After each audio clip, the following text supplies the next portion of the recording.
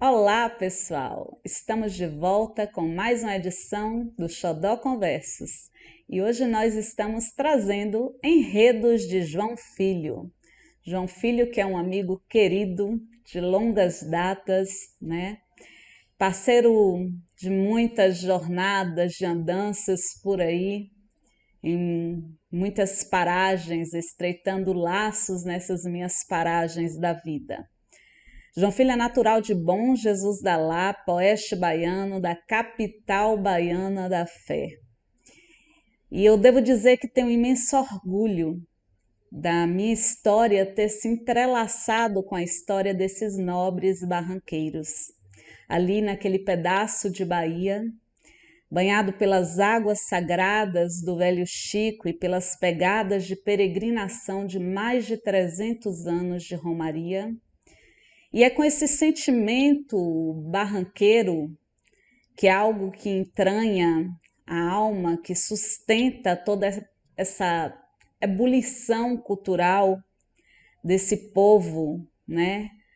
Do fazer artístico e cultural desse povo, das vivências desse povo ribeirinho, carregados de uma mística profunda que a gente vai estar trazendo hoje para vocês no Xodó Converso um pouquinho desse pedaço de Bahia. Teremos aqui também em outros momentos mais algumas outras representações, né, desses nobres barranqueiros de Paratinga, Bom Jesus da Lapa, Ibotirama, Barra. Tem muita gente boa por aí ainda. E João Filho, assim como eu, ele tem raízes em Riacho de Santana, né? Riacho de Santana que fica no sertão da Bahia e faz divisa, faz limite com Bom Jesus da Lapa. Sua família materna é de lá e ele orgulhosamente fala disso. E eu orgulhosamente repito, né? Nossa terrinha, Riacho de Santana, aquele beijo. Então vamos saber um pouco mais desse poeta, escritor, que temos o prazer e a honra de trazer hoje no nosso Xodó Conversos. Miníbio. João Filho nasceu em 1975 em Bom Jesus da Lapa, Bahia. Participou de algumas antologias de contos, dentre elas Terrivelmente Felizes, Nova Narrativa Brasileira, MC Editoras em 2007 na Argentina, 9000 Cuentos Brasileiros Contemporâneos, Edições Capé, 2009 no Peru, Geração 00 Ficções em Rede, Língua Geral, 2011 no Brasil, Popcorn Nadjems Algorar, Verla Klaus Weigenberg. Ai, João, deu cãibra na língua, viu? Alemão não é para pessoa aqui. 2013 na Alemanha.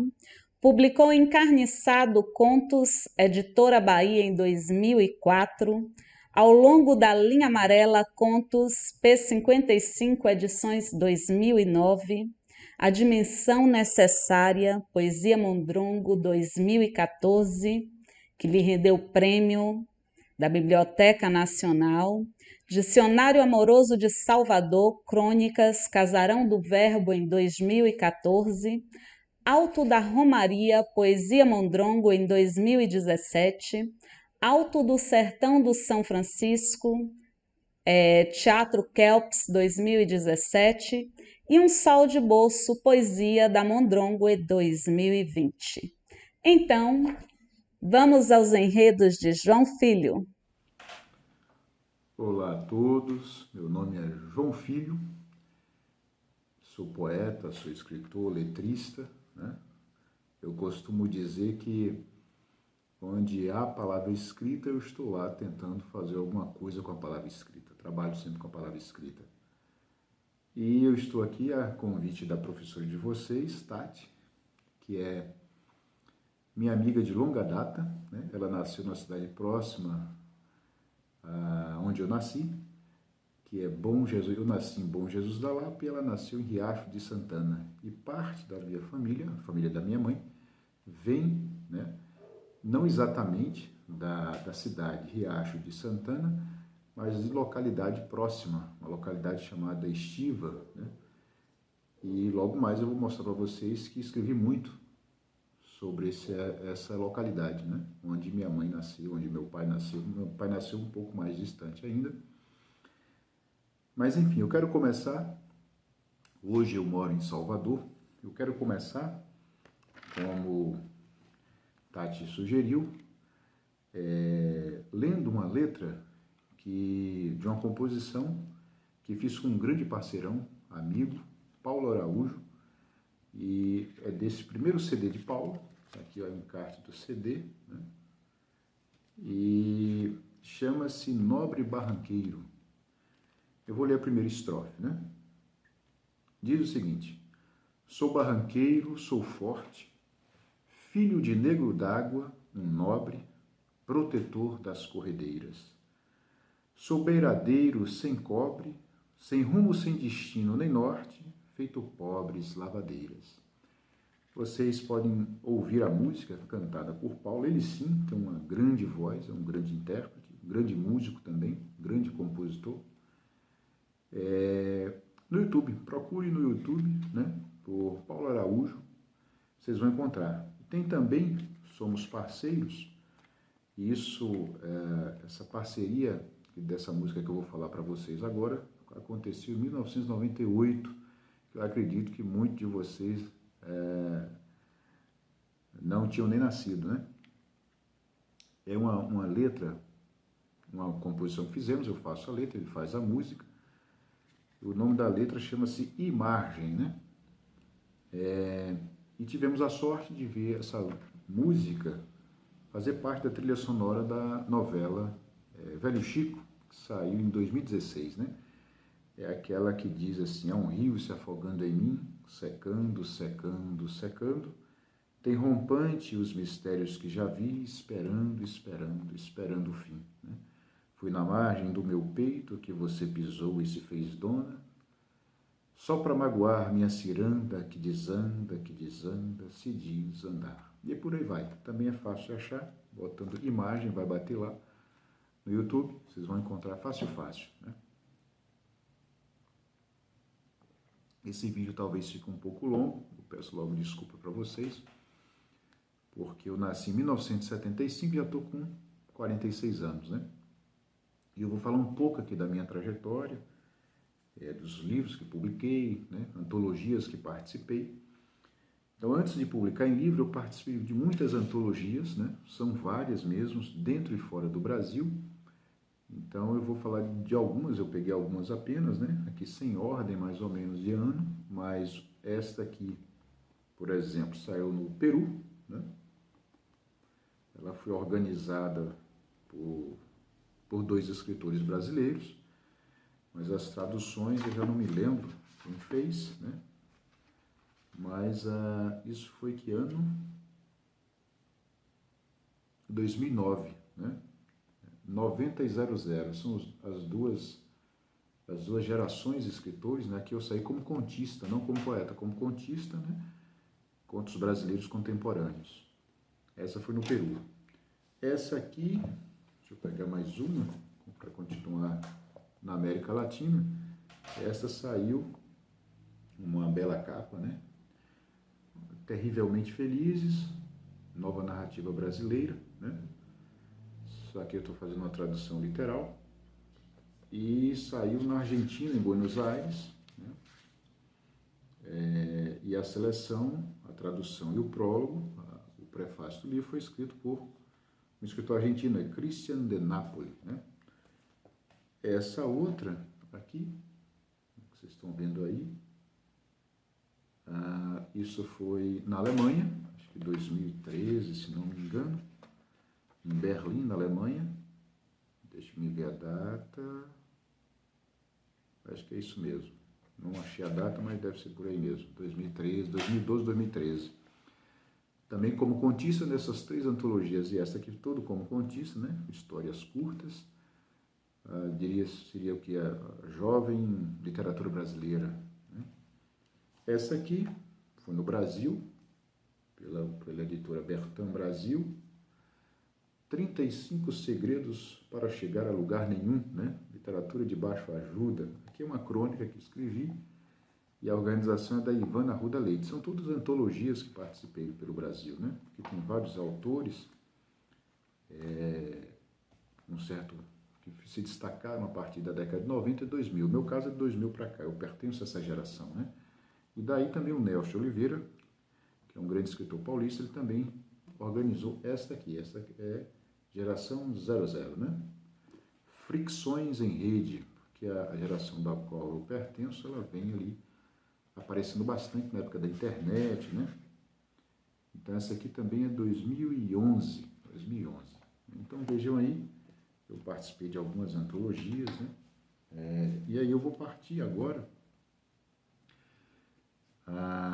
antes de falar dos meus livros, os chamados livros autorais, né? Aqueles livros single,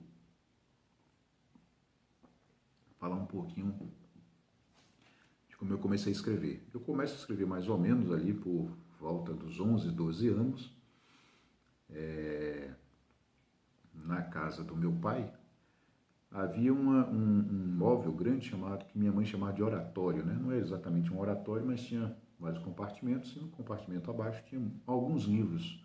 Eu me lembro muito bem, ali por volta dos também, um pouco antes eu já lia muito gibi, né? Turma da Mônica, Walt Disney, né? Heróis da TV, né? Heróis Marvel, Homem-Aranha, tudo isso aí. Li muito isso, adorava essas coisas, adorava. E era uma felicidade achar comprar ou ganhar, geralmente criança sem dinheiro, então eu ganhava os livros, os gibis, né? O que chama quadrinhos. Mas nessa pequena biblioteca do meu pai, eu falo biblioteca porque é o seguinte, se você tem ali 10 livros de um mesmo tema, você tem uma pequena biblioteca, né? E era o que meu pai tinha. E ele sempre se interessou por livros, apesar de não ter tido uma formação superior. Meu pai tem o que se chamava na época, meu pai hoje está com 76, 77 anos, ele chamava na época de 4 livros por ano, né? Então, você estudava 4 anos e durante esses 4 anos você tinha ali alguns poucos livros, isso era na roça, né? Os dois lados da minha família vêm da roça mesmo, né? De lugares realmente rurais. E meu pai nasceu e morou até sua primeira juventude, até os 18 anos, antes de se deslocar, né? Ir para São Paulo.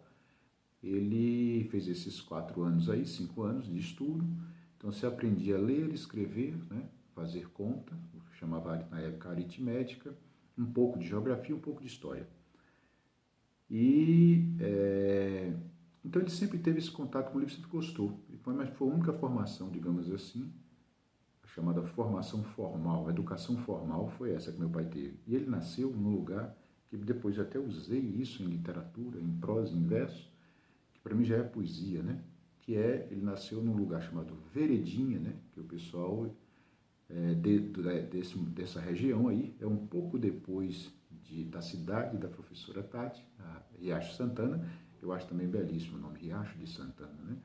Acho que as pessoas que nascem ali nascem nessa cidade e na região se acostumam e não percebem a beleza dessa junção de palavras, Riacho de Santana. Eu acho lindo mesmo. E meu pai nasceu num lugar chamado Veredinha, que o nativo do lugar chamava de Currutela, que na verdade é corruptela, né? Ou seja, uma localidade, um determinado local. E essa currutela chamava-se Veredinha e era da região da Curva do Vento. Veja que já é poesia, né? Lá onde o vento faz a curva, foi onde meu pai nasceu. Mas ele gostava de ler, fez o que se chamou depois os livros que depois eu estudei no ensino médio, né? Êxodo Rural. Ele foi para São Paulo, se formou e volta, se formou, que eu digo assim, né? Ganhou um dinheirinho. A única formação como edição de educação formal foi na Veredinha ali, com poucos livros. E aí eu descubro nesse oratório, lá antes um pouco dos 12, 13 anos, eu descubro alguns livros do meu pai e começo a ler, muito ali, sem ninguém mandar, sem nada. A coleção inteira de Graciliano Ramos, né? São, se não me engano, 13 volumes, Machado de Assis. E é nesse momento que eu começo também a rabiscar minhas primeiras coisas. Rabisco de forma muito intuitiva. E eu tive, na verdade, naquele momento, entre os 12 e 13 anos, eu tive o que se chama de um déjà vu, né? É uma expressão francesa que significa uma memória que parece que você não viveu e vive. Então eu bati o olho em determinado livro, no livro de Machado de Assis, o livro Dom Casmurro, é um romance, e eu tinha uma certeza incrível que eu já conhecia aquele senhor, né? E eu nunca tinha ouvido falar de Machado de Assis, nunca. Mas não, esse senhor eu conheço, eu já vi esse senhor em algum lugar, eu sei quem é esse sujeito. Então, para mim, são sinais que Deus vai colocando na nossa vida para seguirmos um determinado rumo. E o meu não deu outra, né?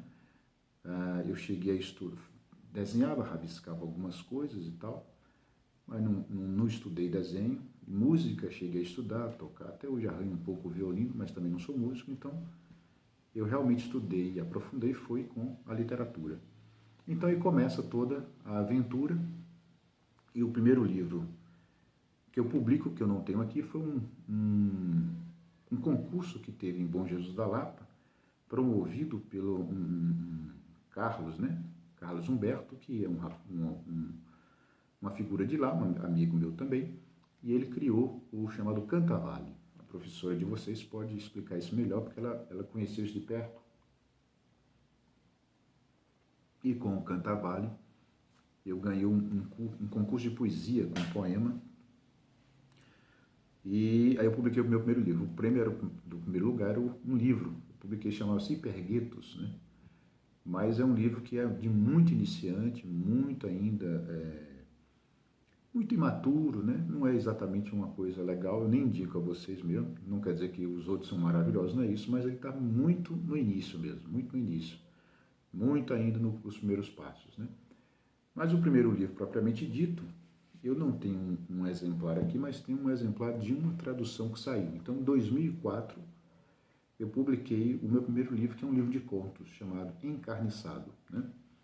E em 2013, esse livro foi todo traduzido para o espanhol do México, com essa edição aqui, que ficou com a capa bonita, né? Por minha amiga Brenda Rios. Ficou uma edição muito bacana. E com esse livro eu participei de uma das maiores feiras do Brasil, de literatura, que é a FLIP, né? Festa Literária Internacional de Paraty. E naquele momento, eu publiquei o livro em 2004 e foi em 2005, meados de 2005, e ali eu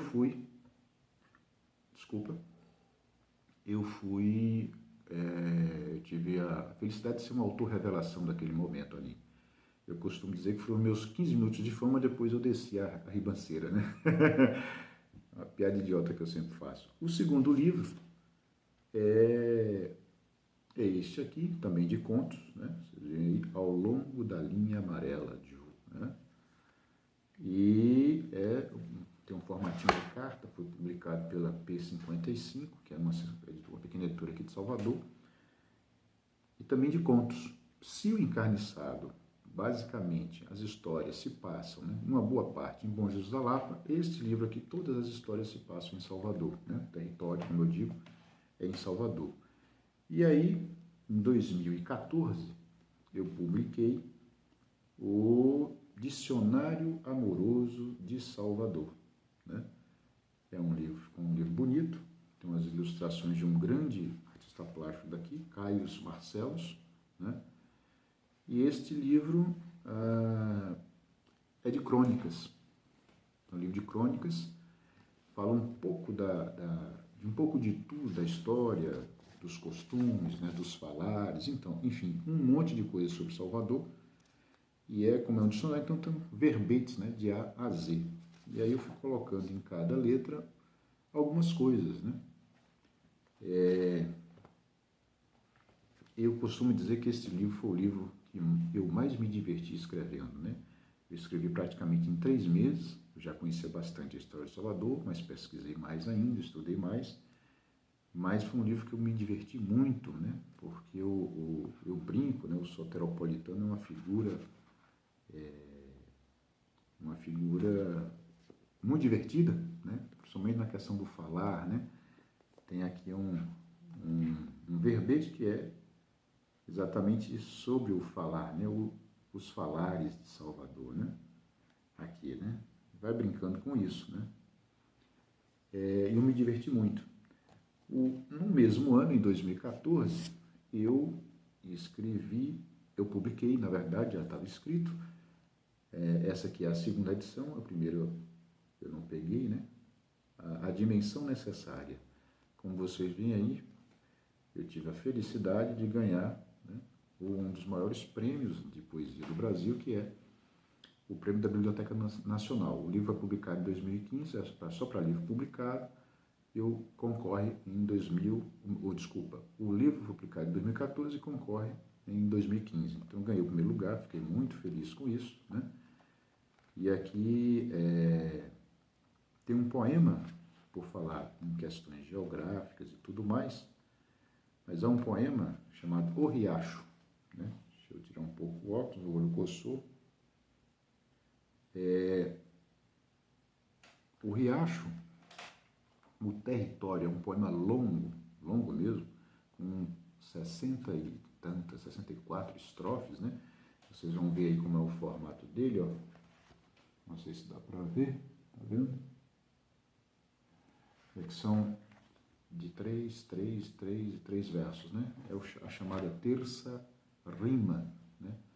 Que o primeiro verso rima com o segundo, ou o primeiro verso rima com o terceiro e o segundo rima com o primeiro da estrofe seguinte, e assim causa um encadeamento, né?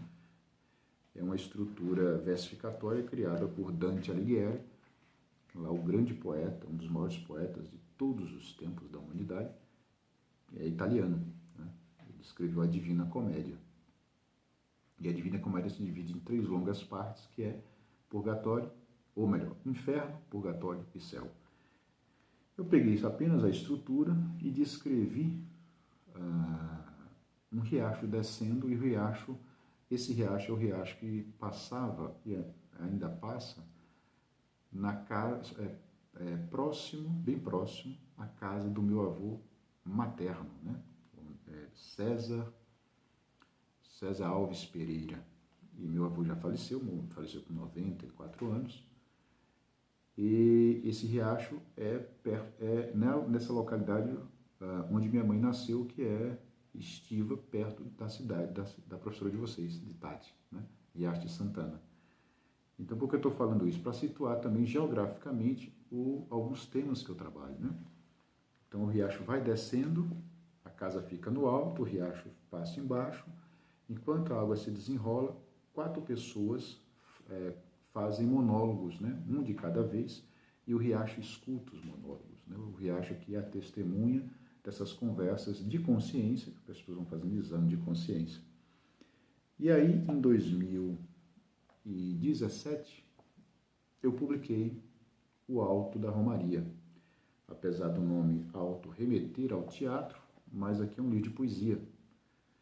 E foi 2017, e este livro eu levei 18 anos escrevendo.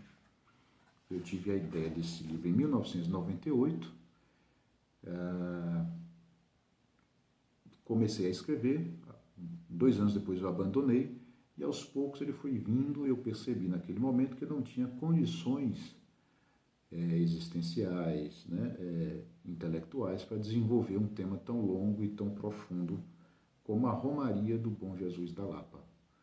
A Romaria, você lê aqui um trechinho do início do livro. Eu escrevi um texto introdutório para situar mais ou menos o leitor que nunca foi a Bom Jesus da Lapa, não sabe do que se trata, mas a Romaria do Bom Jesus da Lapa, da minha cidade, ela existe desde 1691. Logo, ela faz parte da história do Brasil, né? Nós aí temos ao todo 500 e poucos anos de existência. Então, só a Romaria são mais de 330 Romarias, né? Então, eu vou só citar o trechinho aqui inicial para vocês terem uma ideia. Bom Jesus da Lapa, situada à margem direita do Médio São Francisco, oeste da Bahia, a Gruta do Senhor Bom Jesus da Lapa faz parte da história do Brasil. Não por acaso é mencionada nos livros Santuário Mariano, de 1722, de Frei Agostinho de Santa Maria, A História da América Portuguesa, de 1730, de Sebastião da Rocha Pita. Sebastião da Rocha Pita, com esse livro, A História da América Portuguesa, é um dos primeiros livros sobre história do Brasil, um dos primeiros historiadores brasileiros. Ele está enterrado aqui em Salvador, né? O túmulo dele fica ali na igreja, que hoje na igreja de Santa Teresa d'Ávila, né? Fica na Rua do Sodré, para vocês quiserem um dia frequentar. É o Museu de Arte Sacra da UFBA, é essa igreja. É uma maravilha esse museu, né? Muito bacana. E o outro livro que eu cito, os dois outros livros que eu cito aqui, entre outros tantos, né? Estou citando aqui os mais relevantes, digamos assim, é o Caramuru, de 1781, de Santa Rita Durão. É um poema, um longo poema. Ele tem umas 8 ou 9 estrofes que tocam, que falam da gruta do Senhor Bom Jesus da Lapa. E o outro é Os Sertões, de 1902, de Euclides da Cunha, só para citar os mais relevantes, lembrando que Os Sertões é um dos maiores livros da história do Brasil, né? Lembrando que Lapa, né? Lapa é antro, é buraco na rocha, é gruta, é isso? Então é isso, só para vocês terem uma ideia. E aí também, neste mesmo ano, 2017, aí sim, é um outro alto do São Francisco, e aqui sim é uma peça de teatro, né? 2 amigos de Bom Jesus da Lapa me pediram uma peça, eu preparei uma peça, eles queriam determinados elementos dentro dessa peça, eu escrevi do jeito que eles pediram, foi uma peça por encomenda, e eu tive a felicidade de ver a peça ser encenada, o texto ser encenado lá em Bom Jesus da Lapa, por um grupo de lá, né? E que para mim foi uma grande felicidade, né? E o ano passado eu publiquei o que seria o último livro da lista, né? Um Sol de Bolso. Esses 3 últimos livros, quer dizer, os meus únicos livros de poesia, os 3 únicos livros de poesia, sempre publicados por editoras pequenas, mas uma editora que eu acho que é uma verdadeira maravilha, que é a editora Mondron, que é de Itabuna, e do meu amigo Gustavo Felicíssimo, né? Então, tá aí, eu vou ler um poema, então, um poema do Alto da Romaria, né? Eu falei, não li nenhum poema. O poema do Alto da Romaria, o primeiro poema do livro, chama-se Primeiro Arco, e fala, claro, de Bom Jesus da Lapa.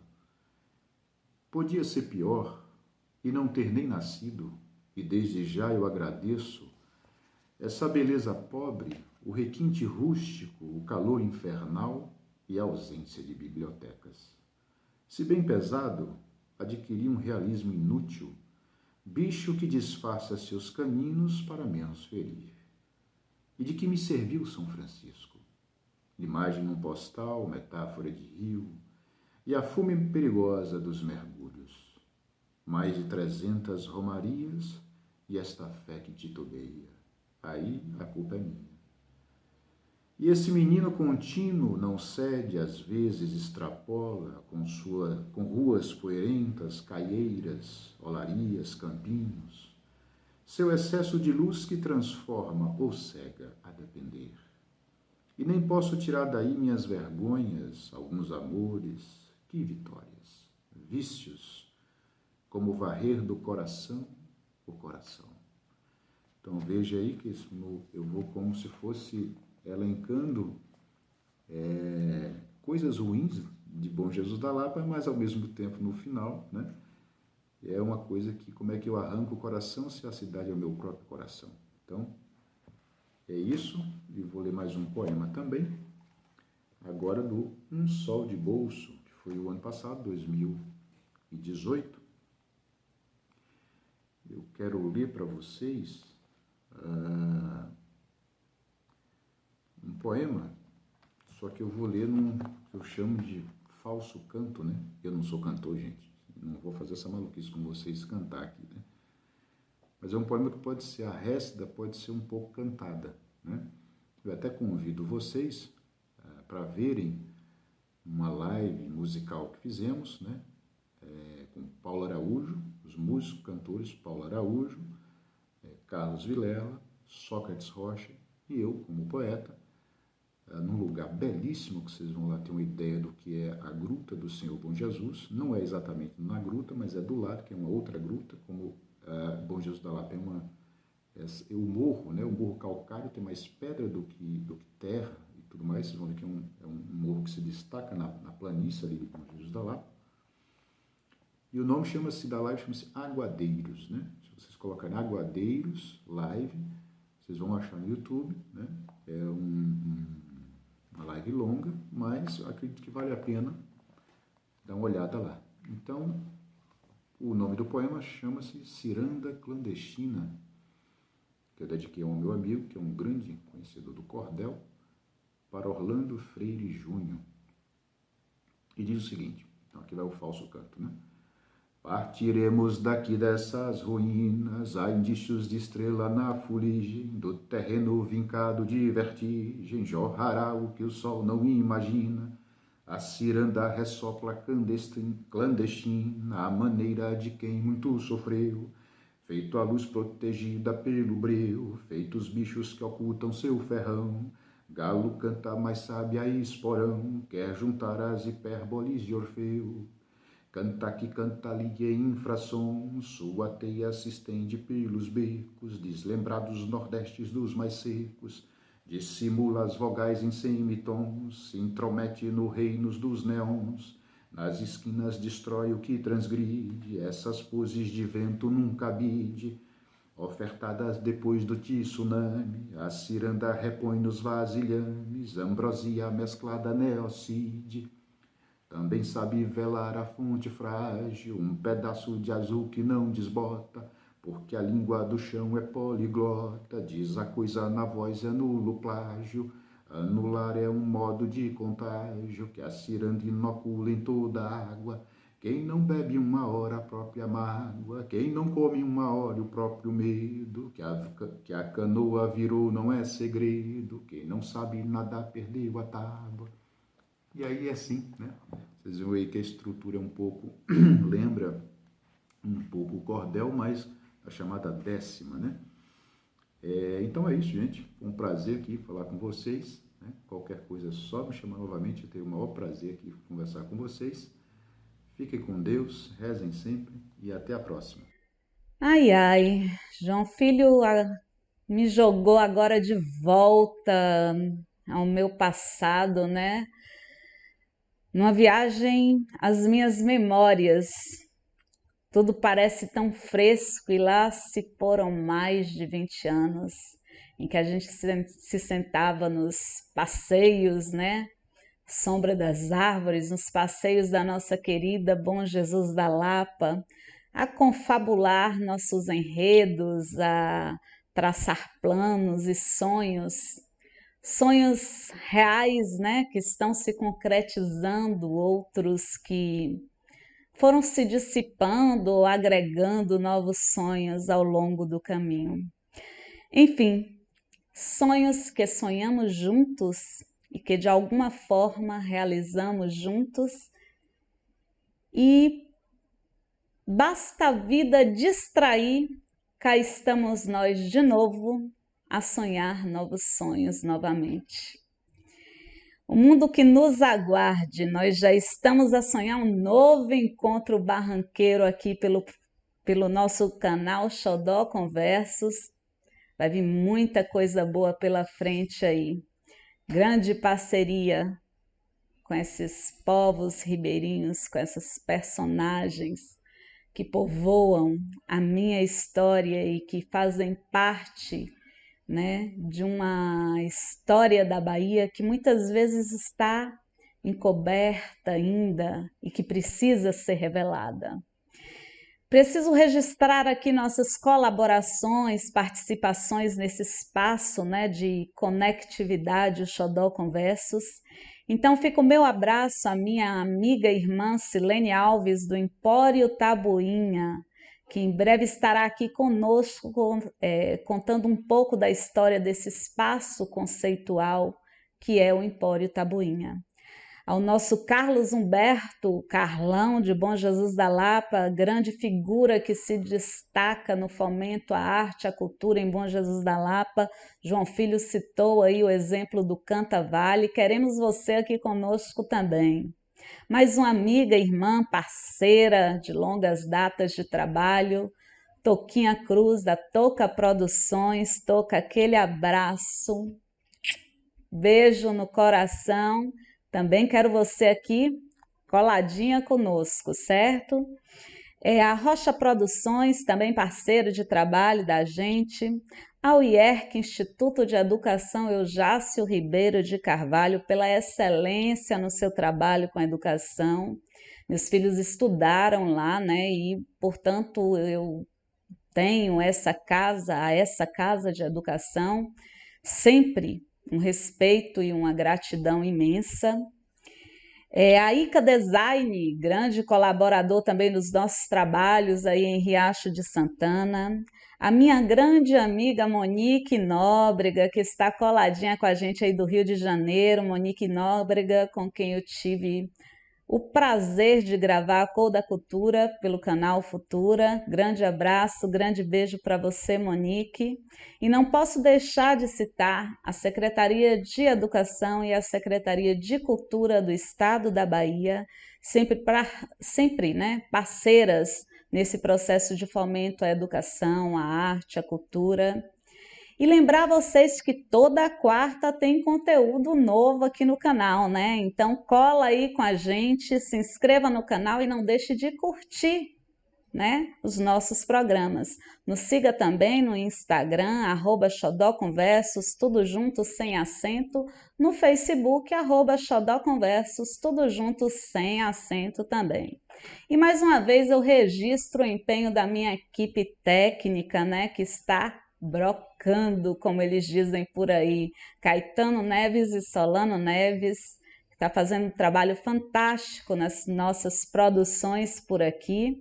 E não posso esquecer a nossa grande parceira, a Dona Farda. Dona Farda, que é uma empresa que atua na confecção de uniformes há 38 anos, situada no condomínio Bahia Têxtil, número 151, Galpão T2, no Uruguai, aqui em Salvador, Bahia, e que breve estará aqui conosco também. Então, João Filho, é isso. Vamos aguardar essa pandemia passar e vamos ver se a gente toma aquele cafezinho que está combinado, ó, né? Muita saudade dos nossos cafés com prosa, mas com fé em Deus, em breve estaremos proseando muito, saboreando um bom café. E vamos que vamos, né, para realizar o nosso sonho também, essa nova proposta que a gente está aí em andamento aqui pelo Xodó Conversos. Vai articulando por aí, que eu vou articulando por aqui, e a gente vai fazer um trabalho muito bonito para apresentar aqui no Xodó Conversos. Grande encontro. Eu disse no início que esse é o nosso canal. E realmente a proposta é essa, né? Está se confirmando e se concretizando a cada dia, a cada contexto, a cada articulação. Esse realmente é um canal que é nosso. Repare que estamos trazendo por aqui, né, pessoas do nosso convívio, das nossas vivências e convivências, enfim, pessoas que passaram, né, e continuam passando, cruzando caminhos com os nossos caminhos por aqui no Xodó Conversos. João Filho, gratidão, gratidão, gratidão imensa, meu amigo. E para fechar esse programa e abrir outro, né, fica o prólogo de Nobre Barranqueiro. Beira de rio é lugar de cismas. Mas repare, mesmo que seu olho ingrato não veja a flor d'água, Cançãozinha se ergue dizendo: Chico tá tão raso que traíra tá atolando. Lavadeira sumiu com mágoa e reza. Um pade d'água tá até rejeitando oferenda. E o sol, O sol nega-se a passear entre canoas, nega-se a afogar entre as coxas de Maria. Fé, amor, gratidão.